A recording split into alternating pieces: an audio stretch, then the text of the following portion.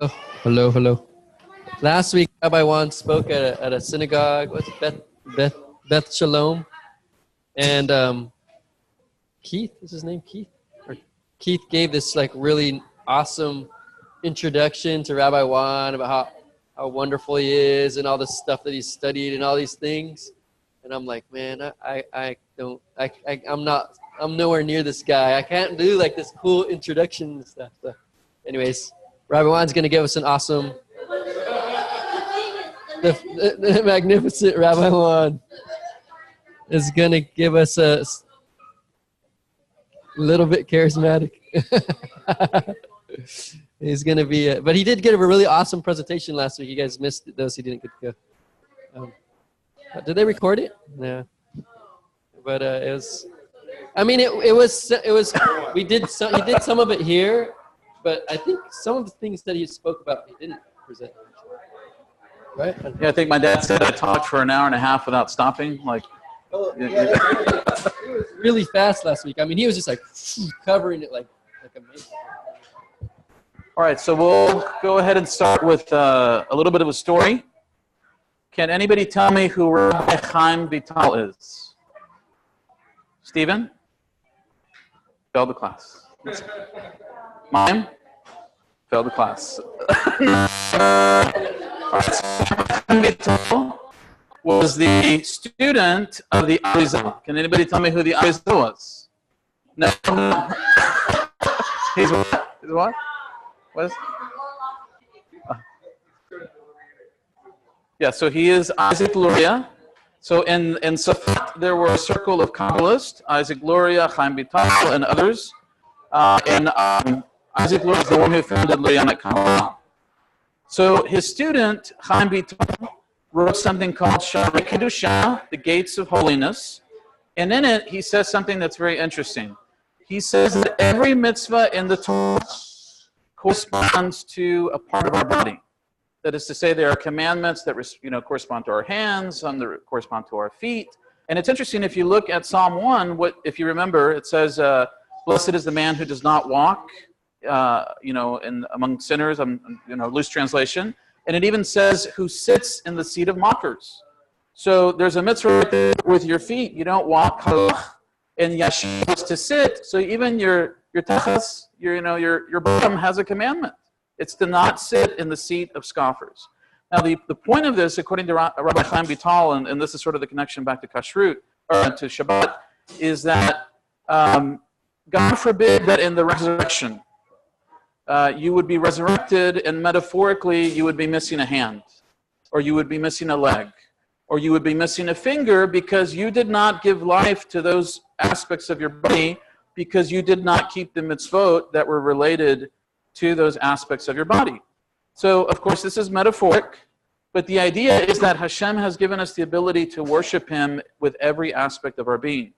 And so, Hilchot Shabbat, the laws of Shabbat, as complicated as they are, and I'm not telling anybody, as I've said before, you have to do all these things. I'm telling you, these are the things that are on the table.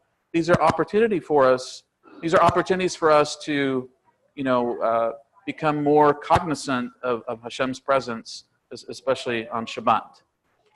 So we will skip over because I think we've done about 4 or 5 of them. I went too fast. We're going to try to do 3 today. And the one that is probably the longest, afia, which is baking, we're not even going to complete that because there's so many aspects to that. So when this is finished, it's going to be a huge presentation, about 300 slides, I think. So we're, okay, I think we didn't do Meraked. Okay, all right. So Meraked refers to when you have wheat and it's ground, there are 2 parts. Did we do Meraked before? I thought we did, actually. Lisha. Okay, so we didn't do Meraked. Okay. So Meraked is the melacha that refers to separating 2 things from each other. So when wheat is ground, there are 2 parts that are mixed together, the flour and the bran. So they are separated by sifting the whole, sort of with a sieve, wheat flour through a sifter whose holes prevent the bran from getting through. Now, in the Mishkan, the idea was to separate the parts that were related to the plants that were used to make the dyes that were used to, dye the different materials that were used in the Mishkan. So we basically separate one aspect of the plant from another aspect. And the best example of that, the Av Melacha, is sifting flour or the like to remove unwanted matter. So it's very practical. Of course, you would ask, why would you be sifting flour on Shabbat? Well, probably because you're trying to prepare for the meal, maybe something after Shabbat or something like that, which is in and of itself a challenge. So now we'll get to some more practical applications. We look at the toladot, the offspring, if you will, or the subcategories. So sifting one edible substance from another edible substance, and then one that is probably not something that we have to worry about, which is straining wine sediment through a sack to catch the wine that drips out. Now, the two practical applications, and I think you can think about this, if you ever see like a container of sugar, some of it clumps up, moisture, humidity. We would not want to sift the sugar to separate the granules. Now, of course, a lot of this stuff is not much of an issue now, but I remember when we were growing up, you would always get those little clumps in the sugar. And then the other thing would be sifting matzah meal. Again, why would you be sifting matzah meal on Shabbat? I'm not sure, but in case you are planning to do that, you wouldn't want to separate it, remove the clumps. So that's pretty simple. Meraket. We shouldn't have any difficulty implementing that because we probably shouldn't be doing that anyways. So that's simple. Very good. One down. Yes. No.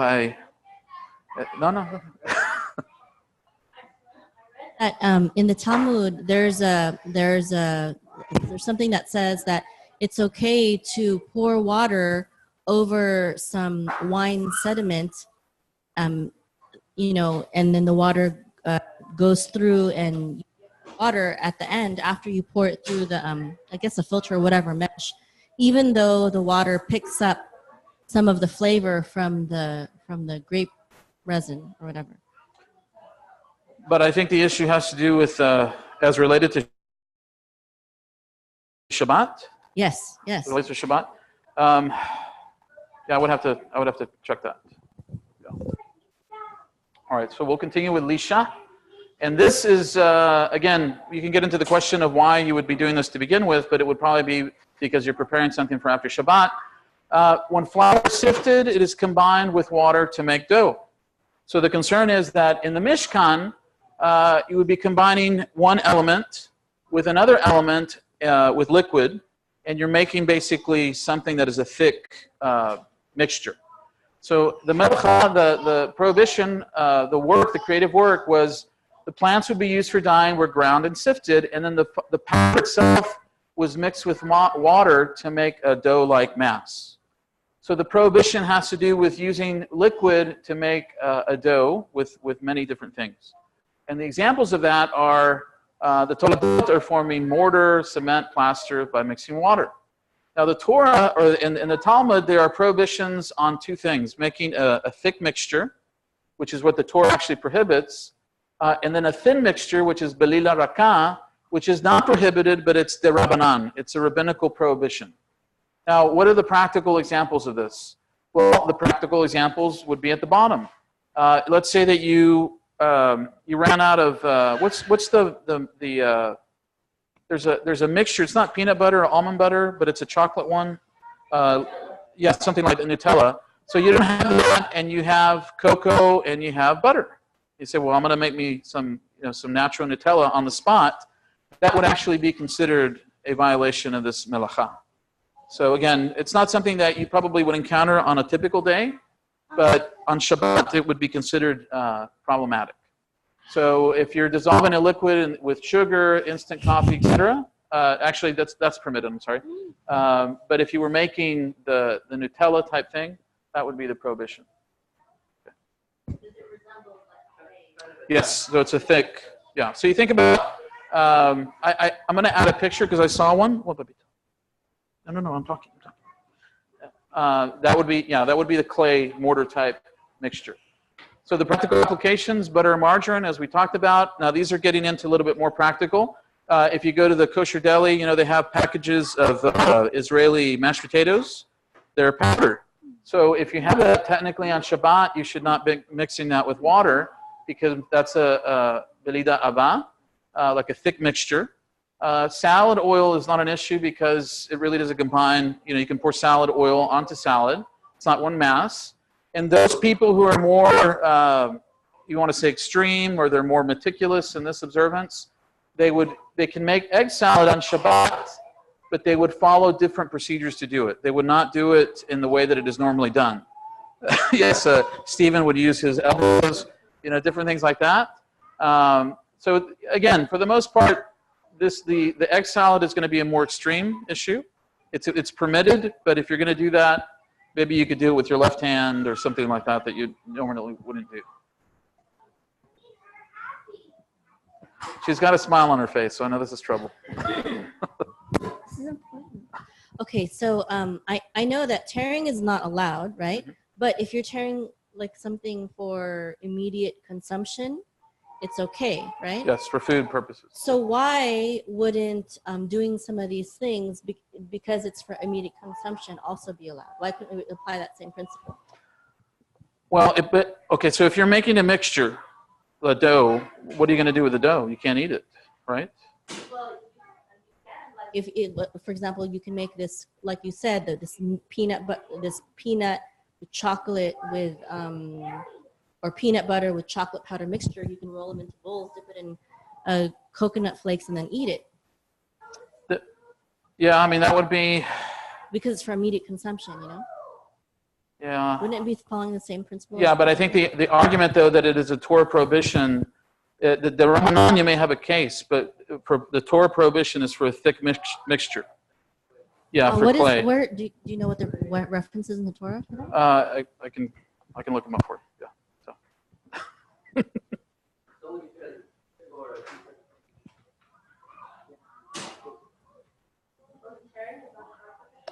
The Torah prohibition is, as far as I understand, is a prohibition if you have something that is written. So tearing the letters. So if you're tearing a bag, if you're opening it up, that's not the problem. The problem is if there's writing on it, then you're destroying the letters. Now, maybe Rabbi Siegel or someone would argue that nobody's going to use those letters for a constructive purpose or something like that. But the things that I have always seen are that if you're tearing letters, that's what you have to be concerned about. Torah prohibition or no? Cutting would be more problem. Yeah, would be problem. Yeah, because it's in the response the debate that we had about on the group where I listed like a whole bunch of terms, metachen. It's like purposeful cutting and destruction. So that would be like a different category. All right. So let's look at some other ones. So, for example, if you were set on making egg salad, the most meticulous perspective is you can peel the eggs, you can do the onions, etc. Within half an hour of the meal. You can put the oil into the bowl. And then the idea is to mix the egg salad in an irregular manner. So you remember in previous classes, we talked about if you're a doctor and you're working in the ER, because that's, you have to work on the ER on Shabbat, you would want to do things that are not connected directly to life-saving practices in ways that would be alternate. If you're right-handed, you would use your left hand. If whatever you can do to sort of remind yourself that it's Shabbat and that, normally this would not be an acceptable practice, but you're a doctor, etc. So the idea is that normally, ideally, you would want to have everything prepared before Shabbat, but, it's an egg salad, you already have everything prepared, but you didn't mix it. So it's just a reminder, in essence, that you would do something that is not the standard procedure. And then another one is baby cereal, which is more practical for people. So the idea here would be to just not do it the way that it is normally done. Again, the prohibition is related to the typical way that things are eaten or things are done. And if we do that in a different manner, then we're sort of avoiding that concern. All right, so now we get into probably the most complicated section of all the melachot. Remember, we're only, I think, on number 6. But I didn't even put all the slides into afiyah because it's so complicated. So afiyah is literally baking. But all the related areas, baking, frying, cooking, roasting, everything is related to this because of the similarities between them.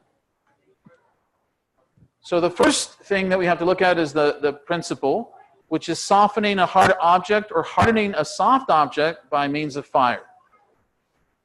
So the malacha in the Mishkan was that the plants were taken for dyeing, were cooked by fire to derive the dye. So now the Av Melachot, this is where all the categories. We have baking, we have roasting, frying, and then technically what we call mevashel or bishul, which is cooking, because all of them are different variations, right? Some of them we put in the oven, some of them we put oil and we fry. Some of them we put it theoretically on a like a spigot or something like that to rotate. They cannot hear? Handheld? Okay. Okay, is this better? Okay, so is that better? So the Av Melachot here that we're looking at are baking, roasting, frying, and cooking. All right, so now we get into the Toladot. So the subcategories would include heating pottery or drying them, or drying pottery. And this is where we get into the issue of ovens and so forth. Heating metal until it is, that should be red, not read, hot. And then drying moist wood in an oven. So this is where the issue of electricity does come in, although that's not my major topic of discussion. If you're using the oven and you're turning on your electric stove, the coils or whatever that is in the oven will turn red hot. So the issue is the concern over the temperature that it reaches.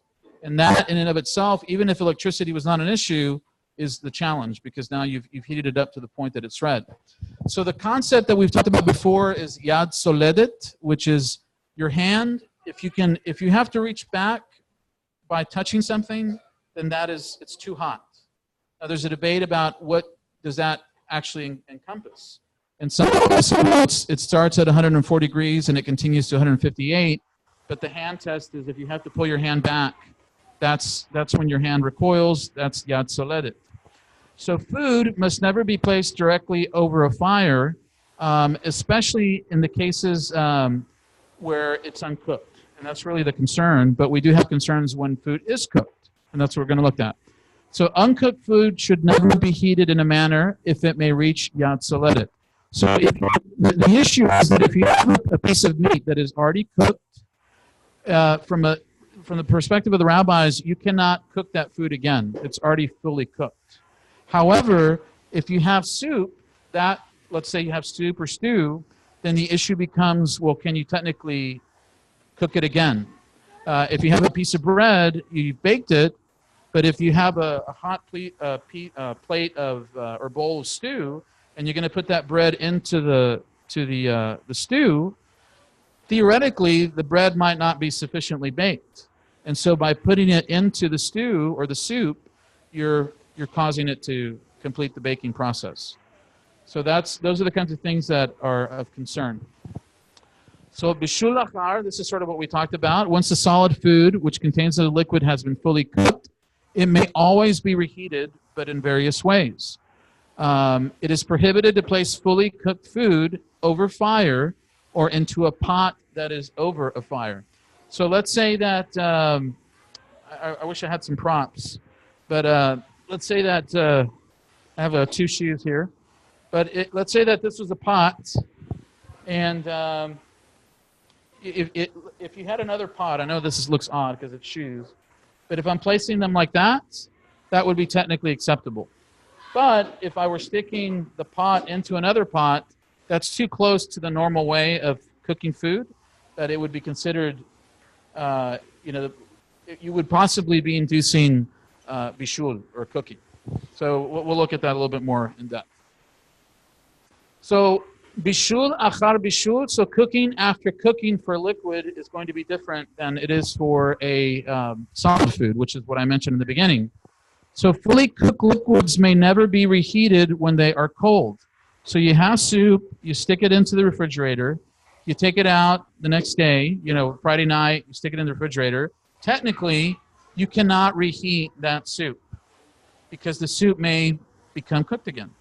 So what people do, you've heard of cholent or cholent. What a lot of Ashkenazim do is they will have this big vat of stew, and it's left on continuously. And what they'll do is they'll add in hot water into the stew because the water is already hot. They're keeping it hot with a separate container. They're putting it in, and they're not really cooking it. They're just maintaining the heat. But if they were to take off that stew from the stove, put it in the refrigerator, and then come out and do it, they're going to be starting that process. So then you get into, now on a practical side, you do have to be careful because then you have safety concerns. There was an issue that happened with a family, I think in New York, maybe a year or two ago, where they were using a blech, and they left the blech on they left the oven on all night, and it caught fire, and the entire family died. So I'm not telling you what to do in your personal family situation, but we're just going over the technicalities of what the halachic concerns are. So it is permitted, however, and this is what I was alluding to with the cholent or the cholent, to reheat warm liquids whose temperature is at least 70 degrees Celsius. Now, the basis for this is the Rama. The Rama is Rabbi Moses Isserles commenting on the Shulchan Aruch. And then the Shulchan Aruch Harav is also commenting on that. And those are the opinions on reheating soup or something of that nature, or something that is of a liquid nature. Now, the Shulchan Aruch prohibits reheating liquids that are cooler than Yad Soledet. So again, there's a range of that. But essentially, if something is warm, you're probably going to be safe. The Rama, Rabbi Moses Isserles, permits heating liquids if they retain sufficient heat from the previous cooking, if they are warm enough to eat. So bishul after baking. The Shulchan Aruch refers to two authorities who argue whether the prohibition of bishul, cooking, applies to baked food, and the source is Shulchan Aruch 318. When a baked food is placed into a liquid, which is what I talked about in the beginning, that is Yad Soledet, it may be eaten according to the most lenient opinions. So that's where the debate. If you have a piece of bread and you have hot soup and it's hot to the touch, so the most stringent opinion would be you should not put it into the bowl because you're potentially cooking the bread or baking the bread.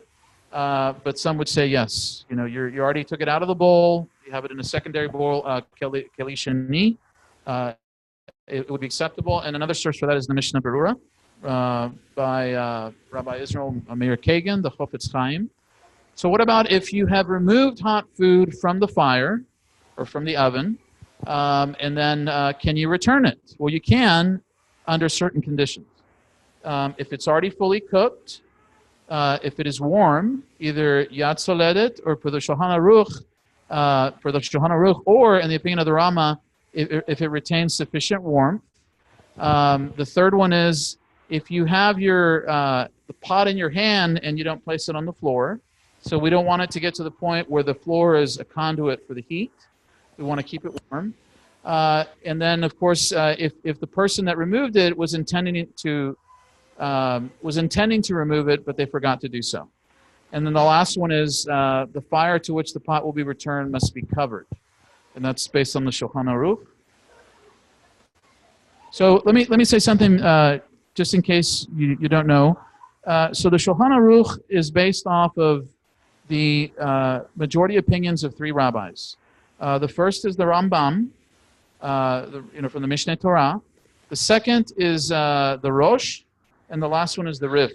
The Rif was Rabbi Azik Alfasi, who, if I remember correctly, was the teacher of, if it wasn't Maimonides' father, I think it was maybe his father's teacher, if I remember correctly.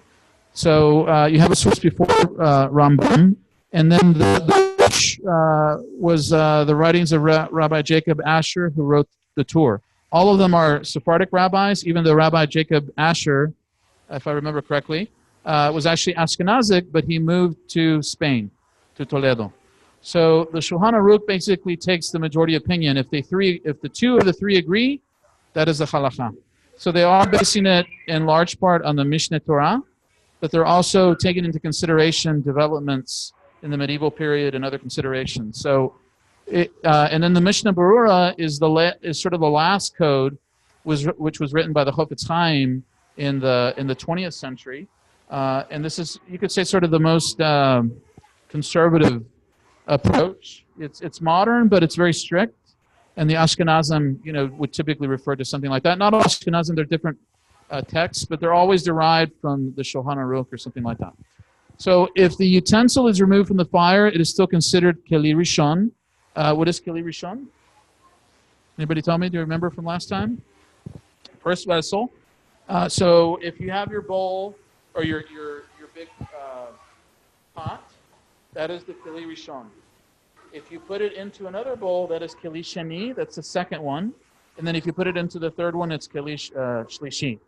So generally, if you put it into the second bowl, some authorities would say you can start eating from that because already it's, there's sufficient difference between the temperature, assuming that the walls of the container are already, redirecting some of that heat. And then we read, however, once it is removed, fully cooked food may be placed on it. It must be fully cooked or a fully cooked liquid that cooled off. Must be fully cooked or fully cooked liquid. That one I think I have to clarify in the last one.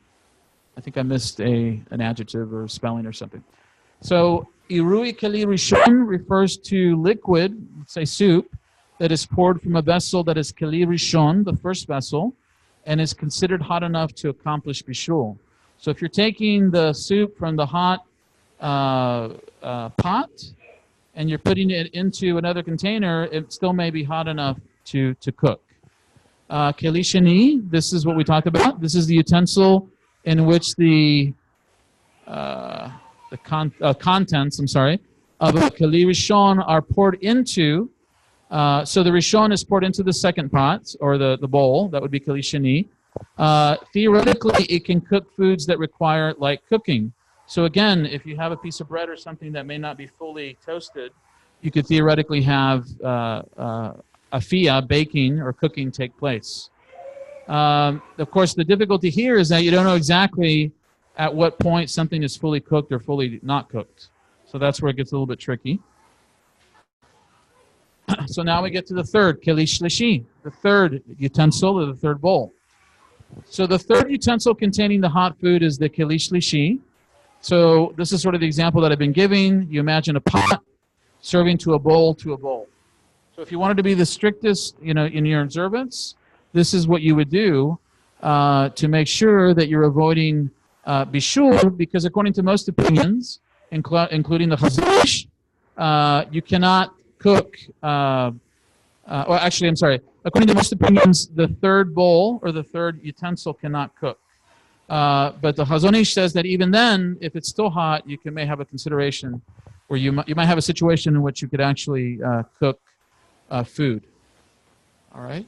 So stirring a pot that is not fully cooked food while it is over the fire is forbidden because this hastens the cooking process. Now you can think about this like, let's say that you have a fire, you have your fireplace, and if you were to go over with one of these utensils and you start moving the logs, you're kindling the fire, right? You're causing it to increase. So you might have a fire before Shabbat, but if you start that kindling process, that's the prohibition. So we wouldn't want to do that with food if it's not fully cooked because you're causing it to be cooked. Yes. She has a smile on her face, so we have to watch out. So we follow the very lenient modern Orthodox opinion of certain people, rabbis that I know. Shall remain named. But basically, if we were to follow this, that would mean that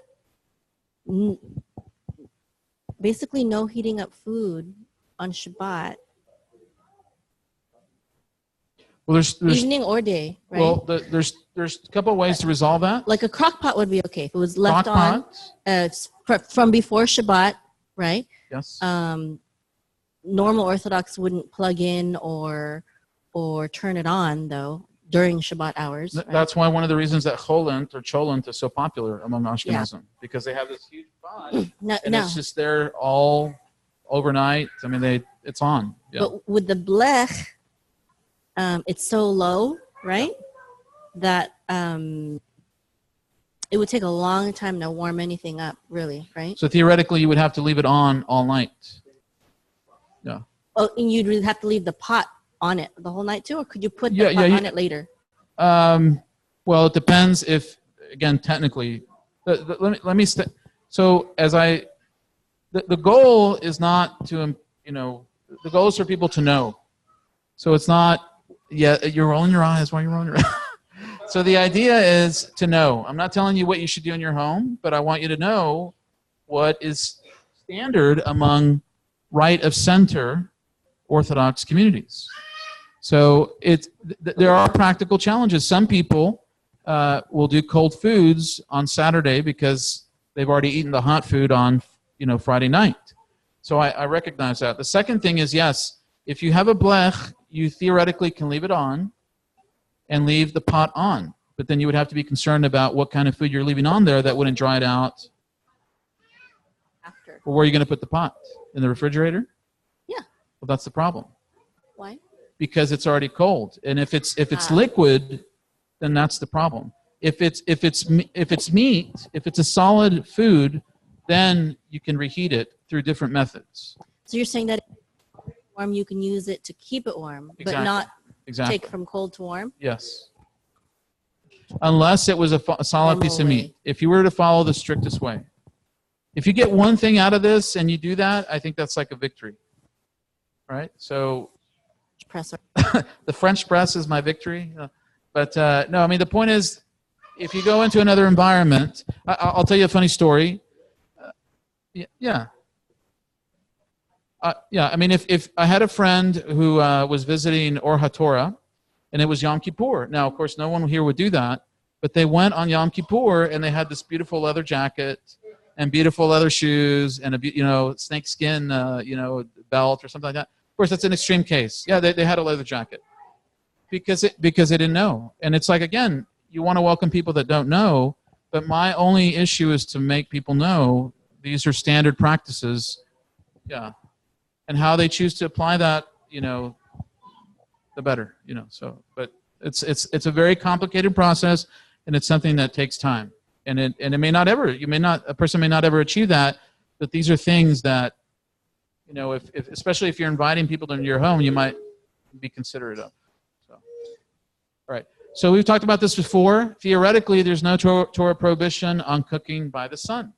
So if you're in Arizona or if you're in the state of Texas, you can take your eggs, just put them out there on the concrete, and just let's let it have its day in the summer. You're perfectly set.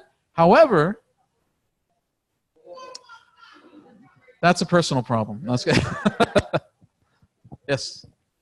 This is, by extension, this is the reason why some people say that it's okay to cook with electricity on Shabbat too, because it's also not the conventional method that was used, back in the day.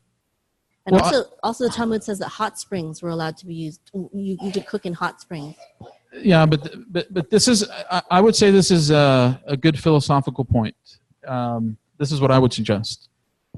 Is if you use only the Talmud, that there are advantages to doing that. And I've noted it before that in the conservative movement, the reason that they appeal to the Talmud as the definitive authority, what the conservative movement says is all of the halachic codes, the Mishneh Torah, the Shulchan Aruch, the Aruch HaShulchan, the Mishnah Berurah, all of them are points of reference, but ultimately the Talmud provides us with the way things were, and it gives us options. And so the local community can implement that. Now there's some advantage to that approach. The problem is that the Talmud rarely provides a definitive stance on a lot of issues. And so then you have to rely upon later authorities to give you the definitive decision on how something is practiced. And I think in some sense that was why the Rambam, to some extent, I think was frustrated because people would be searching, volumes and volumes of things. He's like, it has to be simplified, and it has to be articulated in a manner that is easy for people to follow. The problem, I would suggest, respectfully, as much as I love the Rambam, is that only using the Rambam is problematic because then you're stuck in the 12th century.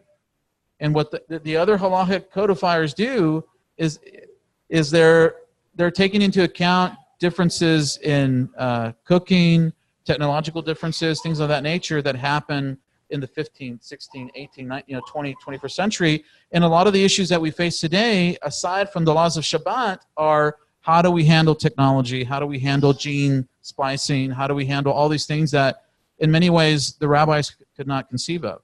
So that's why if I say the Shulchan Aruch, it's because contemporary authorities will use that as a reference, but even then, the Shulchan Aruch does not address things in the 21st century. So then you go to a posek, an adjudicator, and then that says, well, this is why electricity is problematic, or et cetera. And if you don't follow the strict opinion or the standard opinion on electricity, that's fine, but there's still things here that you can apply, I think, reasonably, right? The French press is an example. We laugh about it, but it's not a big deal, right? It's like a minor modification. And it's just, I think there are minor things that you can implement that don't shake up your whole lifestyle. And they can be done incrementally and that kind of thing. So I'm getting the I'm getting the odd look. Okay. All right. So but if you're going to use the sun, you should not use extra methods that you wouldn't normally use. So if you want to put your eggs outside on a plate and they're going to cook naturally, that's fine. But if you were going to enhance that cooking process, if you were going to, let's say, if you're going to use deflectors, you have a pot and you cover the pot and then you cover it with a blanket and you put it out there to generate more heat, that's problematic. That solar-powered light? That's an interesting question. I think technically you wouldn't want to, it has to be natural, just direct. Yeah. Okay. All right. So this is sort of a summary of some of the practical applications. So if you have can I have two bowls, or maybe just because I think it's a little difficult to show. 2 pots, little ones or cups or something like that. I had some play ones at home, but I forgot to bring them.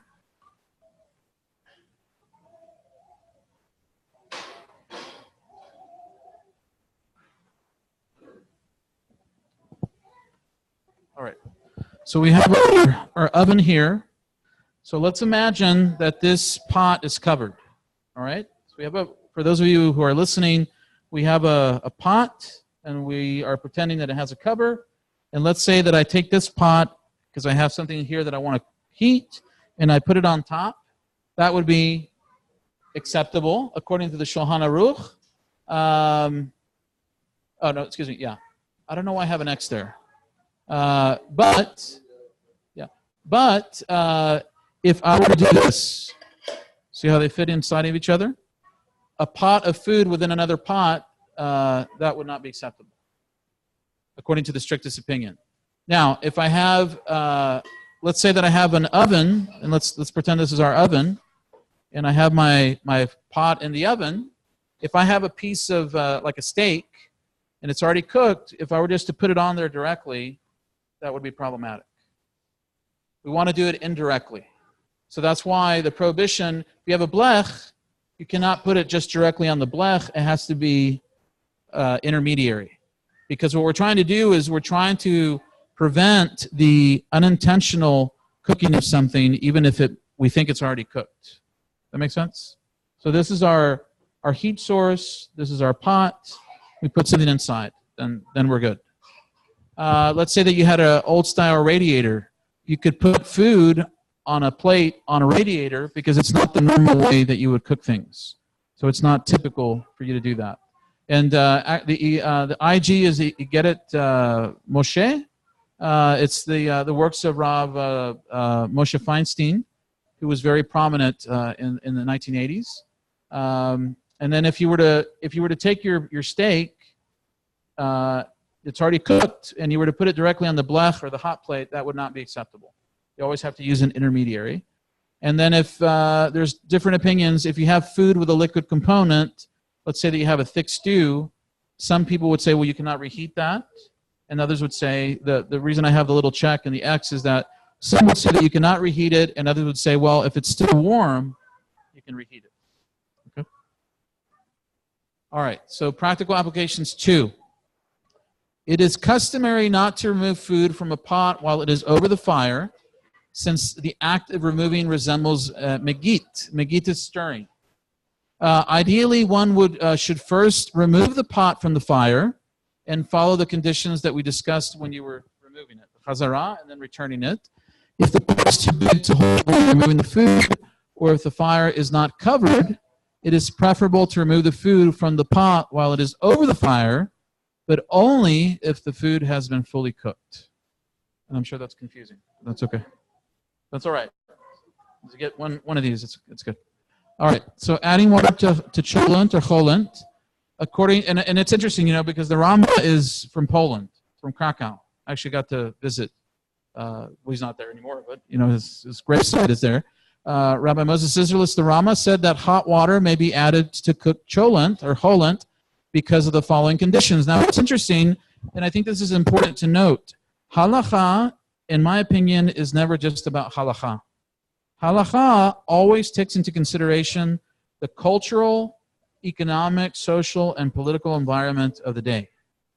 So in Poland, it's very cold. There are different things that you have to take into consideration. And the meal that people could do that was easy was this thick stew. So it's interesting, the Rama, well, he writes about that. That's why you don't have such a discussion of these kind of topics in other communities. So water can be, if the water's hot, it's already fully cooked, you can put it into a vessel that is on the fire as opposed to in a thermos. You can pour the water directly from the vessel and do not remove it by, and it should be an intermediate utensil. So you just want to pour it directly in, and then you avoid letting the steam of the cholent or the cholent hit the hot water vessel. And then you dry the cover of the cholent or cholent before replacing it. If the cholent pot was taken off the fire, it may only be replaced onto a covered fire. So something like with a blech. Right? Okay, now we get to more practical things. So if you have when a hot pot is placed onto a counter, a person should be careful to make sure that the surface on which it is placed is dry. Why would you be concerned? The reason for this is to avoid any bishul of the wetness. So let's say you have a pool of water on your sink or something like that. You put something hot on it, technically you would be heating the water, you would be cooking it. So simply, it should not be placed onto a wet cloth because you may be cooking the liquid in the cloth. Now, this is probably the most practical application that we see, and this is something, it's about instant coffee. Instant coffee and sugar are fully cooked items. Regular coffee is not cooked fully. That's why you would go through the normal process, in a coffee maker or however you're doing that. So it is.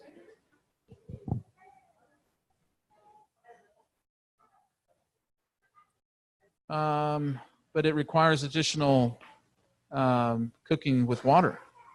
The beans are cooked. They might be, but then when it's ground into, I think there's maybe an additional cooking process that takes place, because there is Well, cooking is the temperature of that area that we looked at before. It's like 104 to 158 degrees or something like that. So cooking is based off that definition. So if it's yad soledet, theoretically it would be okay as far as I know, but I don't think if you have if you have regular coffee and you put it through water that's not that hot, isn't it gonna? Okay, you could do that. I mean, if you want. So that's another option.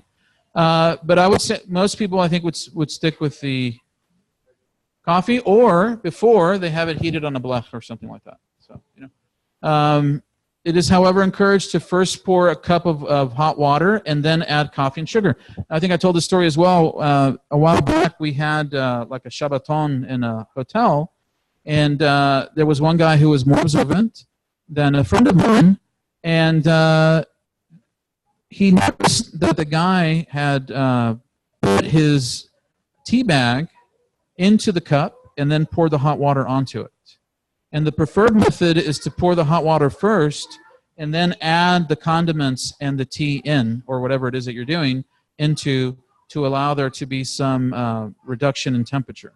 So this is actually, again, most people here wouldn't care, but this is something that the person spotted, and they actually asked the person about what the source of their permission was to do that. So that's interesting.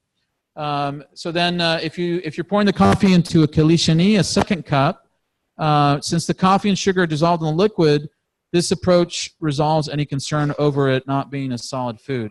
So you're pouring the cup into coffee into a second cup, and then you're adding the material into the liquid.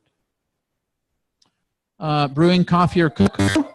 So technically, this is the most stringent position. I'm not imposing or pushing. Regular coffee or cocoa are cooked. Because of this, they may not be placed in a keli. Ideally, since it cannot be determined whether they are cooked or not in a keli sheni either. So the concern is that if you even put it into a second bowl, it still would be hot enough where it would cook. So that's where the preference is to. It's to show, to give an example. All right, so a slice of lemon and tea, the strictest, prohibit placing a slice of lemon into a cup of tea, even if it is keli sheni. So again, this is more extreme, but I'm only, my job is to only inform, so don't shoot the messenger. And then a cup of tea, we've talked about this before. Tea leaves are not cooked, and thus they or a tea bag should not be placed directly into a keli rishon or even theoretically into a keli sheni. Instead, they should be prepared before Shabbat.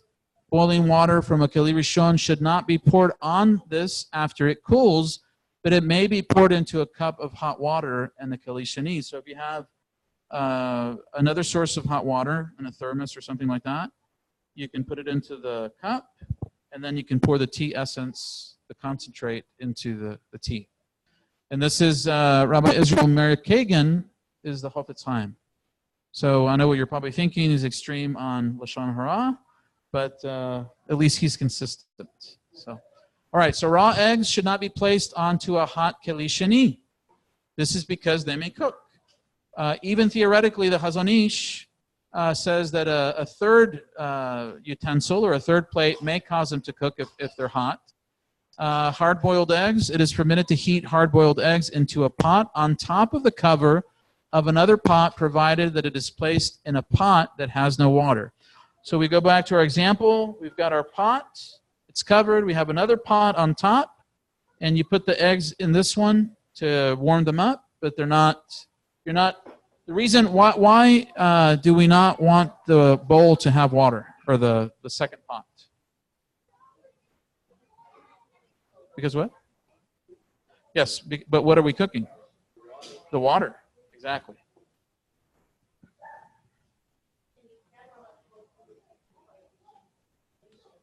On top of another one. That's one way, or on the blech, or there's different methods. But I'm saying if you're someone's making faces. But if your sandwiches are easy. I mean, there's also a practicality to that. You have cold foods or warm foods. There's also making Shabbat like a little bit simpler too, right? I mean, it's not just the halachic concerns. But anyways, salt and soup. It is permitted to add salt to hot soup, provided that the salt was cooked as part of its production. Now, I think where this might apply is certain organic salts that are not processed. They may be raw. So theoretically, that might present an issue. I think if it's like I know I've seen some people have like Himalayan salt, where it's like the grinding is an issue, and then they're also just putting the salt that hasn't been processed. So if you follow the strictest position, that would be a concern. All right, so that is it for now. Well, the concern is that you might cook it. If it's already cooked, you can put it into the soup or whatever, because you're not going to, no. The issue is bishul achar bishul, cooking after cooking. So if something is fully cooked, we're not concerned about cooking it anew. That's why if you have a steak, it's fully done, you can heat it up again. You can put it in your hot plate because you're not worried, or your hot bowl. Yeah, but if apparently salt goes through a cooking process in some cases. So, however, I'm not a food expert, but however they're cooked in manufacturing processes, it apparently can be cooked once. So the concern is that we cook it anew. I think the concern is over raw salt, like if you have hard rock. No, I know, but that's the point. If it's already been cooked, then you're fine. You can put the salt into your food without any concern. So, okay. All right, so everybody's asleep, which is fine. But the righteous are here listening. Okay, so that doesn't even complete all of the fiyah. So cooking is really like the biggest one, and we have other sections to consider, and then I think some of the other ones go faster. Yes. Yes. The mic. Leave the crock pot on, keep warm the whole time. Mm-hmm. It's like a keli sheni, or like a blech. It's like a blech. But the temperature of it may be below, 104 degrees or something like that. So you may be fine. Right. Yeah. And then we put the actual pot where you put the food in it. So we can take like a package of soup, let's say, like this? And right. You cannot do that. Huh? You can either put it directly on.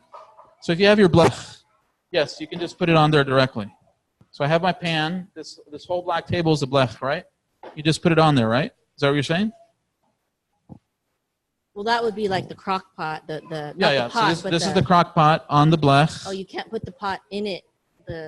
Okay. Yeah, but you wouldn't need to, right? I mean, if it's is it something that's already cooked? It is already cooked, but it's not warm. It's cold, or not cold. It's room temperature. If the food is room temperature, can you put it onto the crock pot? Can you put it inside the crock pot? That's what I'm asking. Put it onto the crock pot. If it's room temperature, what is it? Is it soup? I think there would be a debate. If it's cold, if it's warm, yes. If it's somewhat warm, then you might have some leeway. It's room temperature, no? Well, I think that's where there's a gray area. I think the strictest people would say no, and the more lenient would say yes. If it's cold, then would say no. From before Shabbat. It's what? So the soup from before Shabbat. Theoretically, yes. Yeah. Or just keep it on the blech or in the crock pot, and then just always warm. Yeah. So that's concern. All right. So any other? How about if I make a soup, but there's one ingredient that I leave out because I don't want it to simmer all night, Mm-hmm. Can I add that ingredient right before we're going to eat it? But, okay, so you have an uncooked ingredient that you want to put into the soup that has already been cooked, but that part is not cooked. So then you're cooking that item. But what if it's below the temperature? If it's below the temperature, then that should not be an issue, but it might not yield the result that you would want. No, it's fine. I don't need it cooked. Okay, well, then you can just put it in. If there's no concern, if the temperature is low enough that you're sure that it will not cause bishul, then you're fine. All right. So again, just as a summary, the melachot that we have covered so far and the practical applications of them are the strictest perspectives.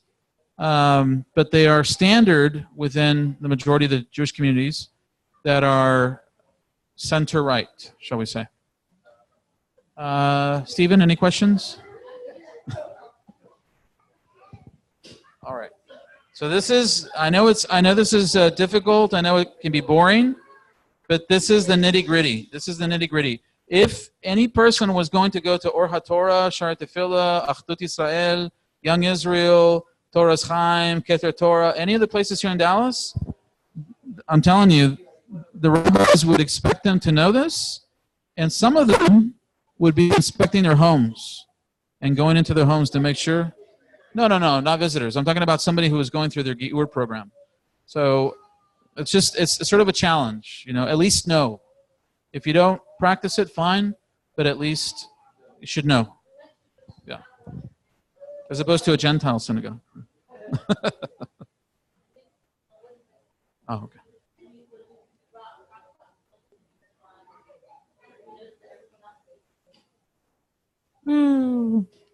So, all right, so that's it for that, and we'll continue on.